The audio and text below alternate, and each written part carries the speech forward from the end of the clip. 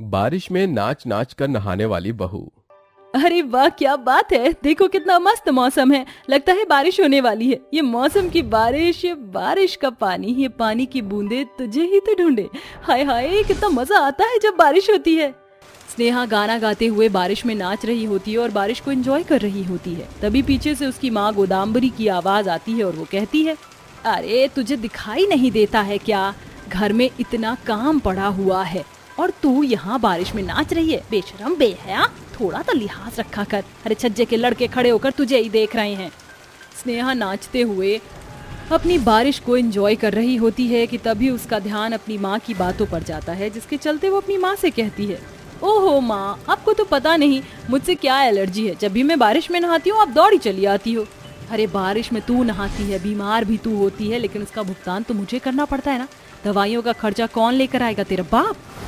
अरे माँ आप मीना, ठीक है मैं आती हूँ। स्नेहा बारिश में नाचते हुए गीले कपड़ों में ही घर के अंदर चली आती है, जिसके बाद पूरा घर गीला गीला हो जाता है। ये देख गोदाम्बरी को और गुस्सा आता है, लेकिन वह अपनी बेटी से कुछ नहीं कहती। स्नेहा वॉशरूम में जाती है और अपने गीले कपड़ों को बदलकर सूखे हुए कपड़े पहन लेती है, जिसके बाद वह जहाँ जहाँ गीला होता है वहाँ वहाँ पोछे से साफ कर देती है और गर्मा गर्म चाय बनाकर अपनी माँ के लिए लेकर आती है। ये लो माँ, गुस्सा थूक दो और चाय पी लो। हाँ हाँ, चाय बनाकर तू मुझे पटा ले। अरे मुझे तो ये समझ नहीं आता कि तू पिछले जन्म में नचनिया थी क्या, या फिर मोर थी। ऑफ कोर्स नॉट माँ। गली मोहल्ले में मेरी बहुत बेइज्जती हो गई है। अब मैं तेरी शादी करवा कर तुझे तेरे ससुराल भेज दूंगी, वहाँ तुझे जितना नाचना होगा नाच लेना। ऐसा कहकर पार्वती वहाँ से चली जाती है, जिसके बाद कुछ ही दिनों में गोदाम्बरी अपनी बेटी स्नेहा के लिए एक रिश्ता देखती है, जिसके बाद कुछ ही दिनों में स्नेहा शादी करके अपने ससुराल आ जाती है, जहाँ पर उसे उसकी 2 जेठानियां मिलती हैं। तुम तीनों देवरानी जेठानी इस घर की बहू हो और आज से मैं आशा करती हूँ कि तुम तीनों बहनों की तरह इस घर की जिम्मेदारियों को अच्छे से समझोगी और कोई भी शिकायत का मौका नहीं दोगी। अरे माँ जी, आज तक हमने कोई शिकायत का मौका दिया है जो अब देंगे? देखिए माँ जी, आपको हमारी तरफ से चिंता करने की कोई जरूरत नहीं है। अगर समझाना है तो अपनी नई बहू को समझाइए। हाँ हाँ, हमें तो घर संभालना आता ही है, आजकल की लड़कियों को थोड़ी आता है। वो तो देखी जाए अब इस घर की नई बहू इस घर को अपने तरीके से कैसे संभालती हैं। आप चिंता मत कीजिए माँ जी, मैं हर एक काम और हर एक जिम्मेदारी को बहुत अच्छे से निभाऊंगी, ये मेरा आपसे वादा है। स्नेहा ऐसा कहकर अपनी सास को पटा लेती है। कुछ दिन तक तो सब कुछ अच्छा खासा चलता है, लेकिन एक दिन स्नेहा सुबह सुबह अपने पति और घर के सभी सदस्यों के लिए खाना बना रही होती है। जल्दी से सबके लिए नाश्ता बना लेती हूँ, नहीं तो अरुण जी ऑफिस के लिए लेट हो जाएंगे। स्नेहा ऐसा सोच ही रही थी कि तभी बाहर बारिश का मौसम हो जाता है और ठंडी ठंडी बारिश शुरू होने लगती है। हाय हाय हाय, क्या मस्त मस्त मौसम हो गया है। ऐसे मस्त मौसम में नहाने का तो मजा ही कुछ और है। एक बार तो जाने का मन कर ही रहा है, लेकिन अगर चली गई तो नाश्ता कौन बनाएगा? अरे नाश्ता तो बनाने के लिए मेरी जेठानियां भी हैं। मैं तो चली बारिश में नहाने। बारिश को देखते ही स्नेहा अपनी भावनाओं में बह जाती है और बारिश में जाकर नहाते हुए नाचने लगती है। उसे देख अर्जुन बहुत खुश होता है। अरे वाह, मेरी पत्नी तो बारिश में बिल्कुल मसक्कली लग रही है, कितना अच्छा नाच रही है। 2-4 फोटो ही खींच लेता हूँ अपनी प्यारी सी पत्नी की। यहाँ अर्जुन खुश हो रहा होता है, वहाँ पूरा मोहल्ला स्नेहा को देखने लगता है। वहीं दूसरी तरफ रसोई में पराठे के जलने की बदबू आते ही पार्वती रसोई में पहुंच जाती है और अपनी आंखों के सामने जलता हुआ पराठा देख आग बबूला हो जाती है।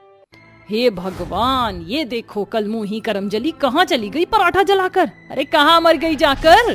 पार्वती अपनी बहू को ढूंढते हुए बाहर आती है, जहाँ वो अर्जुन को एक तरफ अपनी पत्नी की फोटो खींचते हुए देखती है, तो वहीं दूसरी तरफ स्नेहा के बारिश में नहाने की वजह से पूरे मोहल्ले के लड़के उसे देख रहे होते हैं। देखो तो जरा बेशरम को कैसे नाच रही है बरसात में, पूरा मोहल्ला भी इसे ही देख रहा है। बहू ने तो मेरी नाक ही कटा दी, ऊपर से ये मेरा नालायक बेटा, इसको तो जरा भी शर्म नहीं आती। अभी बताती हूँ इसको।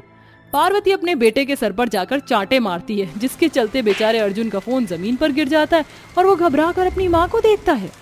अरे माँ आप, मैं तो बस बोलने की कोई जरूरत नहीं है, मैं सब देख रही थी पीछे से खड़ी होकर। पार्वती गुस्से से वहाँ से चली जाती है, लेकिन इस बात का अंदाजा स्नेहा को जरा भी नहीं होता, जिसके बाद वो आराम से बारिश में नाच कर घर के अंदर आती है। ऐसे ही उस दिन के बाद से जब भी बारिश होती तो स्नेहा सारे काम छोड़ छाड़ कर बारिश में नहाने चली जाती और साथ में अपनी दोनों जेठानी को भी बारिश में नाचने के लिए कहती। ये सब देख पार्वती को बहुत गुस्सा आता है। अरे पहले तो एक ही बारिश में नाचने जाया करती थी, लेकिन अब देखो तीनों की तीनों एक जैसी हो गई हैं। माँ जी, बारिश में नाचने में दिक्कत ही क्या है? हाँ माँ जी, बारिश में नाचने का मजा ही कुछ और है। आप भी हमारे साथ नाच लिया करो। आप तो कभी बारिश में नहाती ही नहीं हो। जब से हमारी देवरानी आई है तब से हमें जीने का असली ढंग पता चला है। हर काम को बीच में ही छोड़ देना और फिर बारिश में नहाना कोई काम करने का ढंग नहीं है। बहू, यहाँ पर तुम तीनों मेरे नियम के विरोध चल रही हो।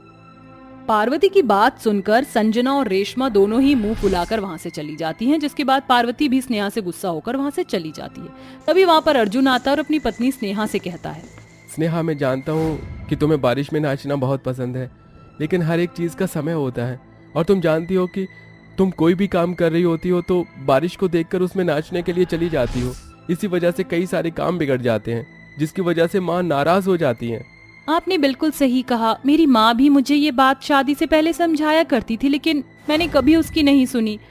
लेकिन आज मुझे अपनी गलती का एहसास है और आज के बाद मैं ऐसा कभी नहीं करूंगी। उस दिन के बाद से स्नेहा घर के कामों में अपना ध्यान लगाने लगती है और बारिश होगी भी तो भी वह काम को पूरा किए बिना बारिश में नहाने नहीं जाती। लेकिन अब उसकी दोनों जेठानियों की आदत बहुत ज्यादा खराब हो जाती है और वो दोनों हरदम बारिश होते ही उसमें नाचने लगती है। छोटी बहू, ये सब तेरा ही किया धरा है। अगर तूने मेरी बात को समझ जाती तो आज कम से कम तेरी जेठानियां ऐसा ना करती। आप चिंता मत कीजिए माँ जी, मैं अपनी दोनों जेठानियों का ये भूत बहुत जल्द इनके सर से उतार दूंगी। एक रात स्नेहा सबके सोने के बाद अपनी दोनों जेठानियों के सर के नीचे प्याज रख देती है। अगले दिन तक उनकी बहुत ज्यादा तबीयत खराब हो जाती है, उन्हें बुखार आ जाता है और वो अपने कमरे से बाहर तक नहीं निकल पाती। इसी के चलते स्नेहा उन दोनों को बारिश में नहाने के लिए मना करती है। बारिश में नाचने का मजा भी है लेकिन घाटा भी है। जितना बारिश में नाचोगी उतनी ही ज्यादा तबीयत खराब होती है। अब देखो आप दोनों की हालत कैसी हो गई है। तुमने बिल्कुल सही कहा, अब मैं बारिश में कभी नहीं नहाऊंगी। और मैं भी कभी नहीं नहाऊंगी। मेरा तो चीख चीख कर बहुत बुरा हाल हो गया है।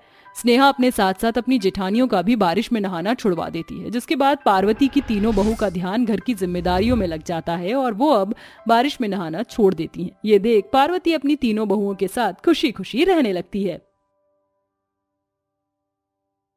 शेषधारा एक्सप्रेस ट्रेन कोहली नगर रेलवे स्टेशन पर आ गई थी, जहां चारों विधवा बहुएं लोगों को अपना सामान बेचने जाती हैं। तुम तीनों देख रही हो ना, रेलवे स्टेशन पर ट्रेन आ गई है। बहुत सारे लोगों को भूख लगी होगी। चलो सामान बेचने चलते हैं। हाँ दीदी चलो।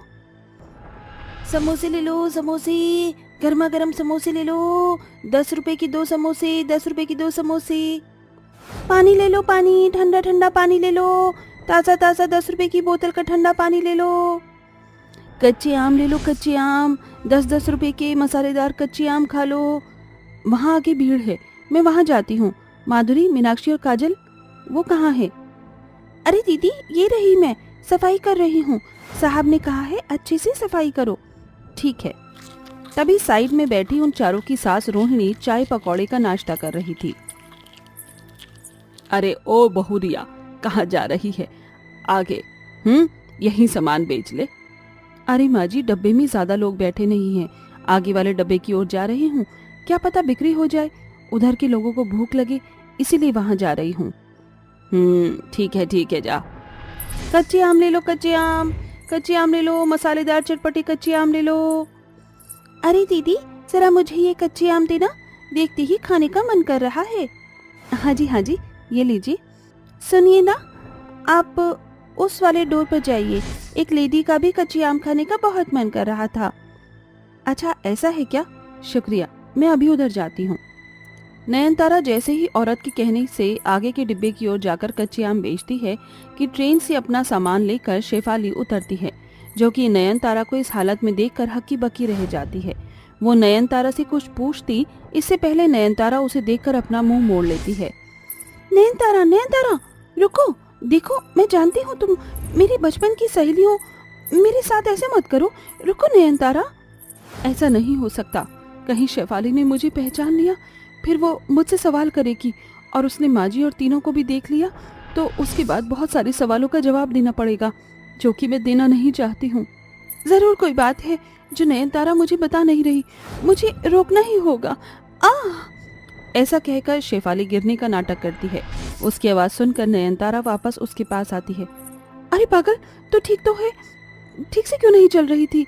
बचपन से लेकर आज तक तो ऐसे ही बिल्कुल भी नहीं सुधरी है। ठीक से चलना तो आता ही नहीं है। देखा, कहाँ पैर में लगी है? मुझे पता है तुझे मेरी बहुत फिक्र है, उसके बाद भी तू मेरे से इतना दूर दूर क्यों भाग रही थी? मुझे कुछ नहीं हुआ, मैं ठीक हूँ। तुझे बुलाने के लिए मैंने ये सब किया था।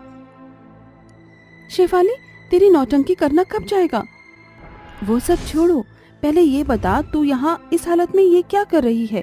तेरी शादी तो अच्छे खासे सौरभ से हुई थी।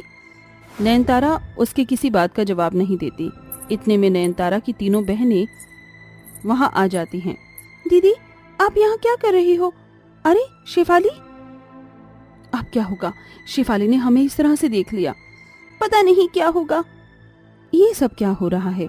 तुम चारों की साड़ी सफेद रंग की और तुम यहाँ सामान बेच रही हो। मुझे घबराहट हो रही है। तुम चारों में से कोई कुछ बोलेगा? जानती हो ना, तुम चारों सहेली मेरे दिल के कितने करीब हो। नयनतारा, तू तो कुछ बोल। शेफाली की बातों से उसकी चारों सहेली की आंखें भर आती हैं। क्या बताऊं, मैं तुझे वक्त के साथ ऐसा पहिया घूमा कि उसमें हम चारों की जिंदगी उजड़ गई। हाँ, शेफाली बिल्कुल ठीक कह रही है, और जो तुम अपनी आंखों से देख रही हो वो सच है। हम चारों के पति अभी इस दुनिया में नहीं हैं। ये सुनकर शेफाली अपनी चारों जान से ज्यादा प्यारी सहेलियों को गले से लगा लेती है। कैसे हुआ ये सब? मुझे बताओ, मैं तो तुम्हें अच्छा खासा खुश देख कर गई थी। मैं बताती हूँ। वो दिन तो तुझे याद होगा कि जब हमने तुझे अपने रिश्ते के तय होने की बात बताई थी और रुका सेरेमनी थी। चारों सहेलियां अपने होने वाले मंगेतर सौरभ, विकास, नरेन, सुमित को अंगूठी पहनाती हैं, जहां सभी जोरदार तालियां बजाते हैं और गिफ्ट लेकर शेफाली कहती है, फाइनली मेरी चारों सहेलियां एक साथ शादी कर रही हैं। Wishing you nothing but a life time of love. मेरी चारों सहेलियों, बहुत प्यारी हो। अपने आने वाली जिंदगी की एक नई शुरुआत के लिए तुम्हें बहुत बहुत शुभकामनाएं। देख रही हो ना तुम तीनों, और आप भी सौरभ, ये आपकी प्यारी साली और हम चारों की बेस्टी है। अच्छा जी। हेलो शेफाली, अच्छे से खा पी लो और नाचना बाकी है अभी। हाँ हाँ जीजू, और मेरे तीनों जीजू, आप कैसे हो? हम सब भी ठीक हैं। मेरी सहेली का ख्याल रखना। आपसे ये चारों आपसे जुड़ गई हैं। हम जानते हैं डियर साली साहिबा, हम आपकी सहेली का खूब ख्याल रखेंगे, चिंता न को करो। इसके बाद शेफाली अपनी चारों सहेली और जीजू के साथ खूब नाचती गाती है। कुछ दिन बाद उनकी शादी हो जाती है, जिसके बाद चारों सहेलियां अपने ससुराल आ जाती हैं और शेफाली अपने करियर पर ध्यान देती है। चारों सहेली की शादीशुदा जिंदगी बहुत अच्छे से चल रही थी, लेकिन अचानक से एक दिन चारों जब ऑटो में बैठकर घर लौट रही थी तो एक ट्रक वाला उन्हें टक्कर मारकर चला गया, जिसमें वो चारों विधवा हो जाती हैं। और माँ रोहिणी अपने बेटे की लाश पर रोते हुए कहती है, हे भगवान, ये तूने मेरे साथ कैसा अनर्थ कर दिया। मेरे चारों बेटों को मुझसे एक ही बार में छीन लिया। तू जानता नहीं था, मैंने अपने खून पसीने दूध से सींच कर अपने बच्चों को बड़ा किया था। मेरे बेटों को मुझसे दूर कर दिया। अब मेरी चारों बहू का क्या होगा? वो तो विधवा हो गई ना। माँ जी, संभालिए खुद को। अगर आप हमारा सहारा नहीं बनेंगी तो हम कैसे रहेंगे? हाँ माँ जी, शांत हो जाइए। इस हादसे के बाद रोहिणी अपने चारों विधवा बहू को संभालती है। घर का खर्चा चलाने के लिए वो एक सेठ से कर्जा लेती है, जिसके बाद वो सेठ कहता है, रोहिणी देवी, तुम मुझसे 4-5 महीनों से इतना कर्जा ले रही हो और लौटाया है नहीं। बहुत हो गया, तुमसे भी आज मांगना भी मेरे लिए शर्म की बात है। मैं अपने पैसे छोड़ तो नहीं सकता, इसलिए अपने घर को खाली कर दो। ऐसा मत करो सेठ जी, मैं अपनी चारों विधवा बहू को लेकर रोड पर आ जाऊंगी। हाँ तो कर्जा करोगे तो ऐसे दिन भी आएंगे। चलो अपना सामान लो और निकलो यहाँ से। रोहिणी की चारों विधवा बहू और रोहिणी घर से सामान लेकर इधर उधर भटकते हुए जाते हैं, जहाँ उन्हें एक टूटी फूटी झोपड़ी मिल जाती है और वो उधर रहते हैं। माँ जी, भगवान का शुक्र है कि हम इधर तो आ गए, लेकिन अब हम अपना गुजारा कैसे करेंगे? हमें अपना गुजारा करने के लिए कुछ काम तो करना ही होगा, पर क्या काम करें? पास में रेलवे स्टेशन है, क्यों ना दीदी हम कुछ खाना पीना बनाकर रेलवे स्टेशन पर बेचें? माधुरी बहू बिल्कुल ठीक कह रही है, हमें यही करना चाहिए। माँ जी, मेरे कान में सोने की बाली है, मैं उन्हें बेचकर समोसे बनाने वाला सामान ले आती हूँ और थोड़ा कच्चा आम खरीद लेंगे, उसी को ही मसाले लगाकर रेलवे स्टेशन पर बेचेंगे। ठीक है, मैं जब तक चूल्हा बना लेती हूँ मिट्टी का, और माँ जी मैं झोपड़ी को सफाई कर देती हूँ, जाले बहुत हैं, और मैं लकड़ी इकट्ठा करके आती हूँ। ये कहकर सब अपना अपना काम करते हैं। फिर अगले दिन से सास समोसे बनाती है। फिर तीनों बहू रेलवे स्टेशन पर सामान बेचती हैं। माधुरी पानी बेचती है और काजल को रेलवे अधिकारी कहता है, देखो मुझे अभी कर्मचारी नहीं मिल रहे हैं, रेलवे स्टेशन की सफाई कर दो, मैं तुम्हें 1000 रुपए दूंगा। जी साहब, मैं कर दूंगी। उसके बाद से चारों विधवा सहेली अपनी सास के साथ मिलकर जो जीवन के उतार चढ़ाव थे उन्हें कम करने की कोशिश करती हैं। रेलवे स्टेशन पर सामान बेचती हैं। समोसे ले लो, समोसे, गर्मा गर्म समोसे ले लो, 10 रुपए की 2 समोसे, 10 रुपए की 2 समोसे। अरे वाह, गर्मा गर्म समोसे। सुनिए बहन जी, जरा 4 समोसे दे दीजिए। हाँ लीजिए लीजिए, गरम गरम मसालेदार आलू के समोसे खाइए। उस दिन के बाद से शेफाली, हम चारों ने अपना पेट पालने के लिए और माँ जी की दवाइयों के लिए ये सब काम करना शुरू कर दिया। आखिर भूखे पेट कोई गरीब कैसे जी सकता है। फिर माँ जी समोसे बनाने के बाद हमारे साथ रेलवे स्टेशन पर ही बैठ जाया करती थी। तुम्हारे साथ इतना सब हो गया और मुझे बताना भी जरूरी नहीं समझा। मुझे एक बार कॉल करती, मैं भागी भागी तुम चारों के पास आ जाती। लेकिन अब मैं आ गई हूँ ना, तुम्हें टूटे फूटे घर में रहने की कोई जरूरत नहीं है। मैं तुम्हें कुछ पैसे दूंगी, उससे एक नए घर में रहना। शेफाली, हम उस पैसे को तुम्हें सूद समेत लौटा देंगे। हाँ जानती हूँ। अरे माँ जी कहाँ है? माँ जी के पास ले चलो। हम तुम्हें माँ जी के पास लेकर चलते हैं। फिर चारों विधवा सहेलियां शेफाली को रोहिणी के पास ले जाती हैं, जहाँ वो रोहिणी के पैर छूती है। फिर पांचों ढेर सारी बातें करते हैं और शेफाली उन्हें रहने के लिए एक नया घर देती है। और चारों सहेलियां रेलवे स्टेशन पर यूं ही सामान बेचकर धीरे धीरे शेफाली के सारे पैसे चुका देती हैं।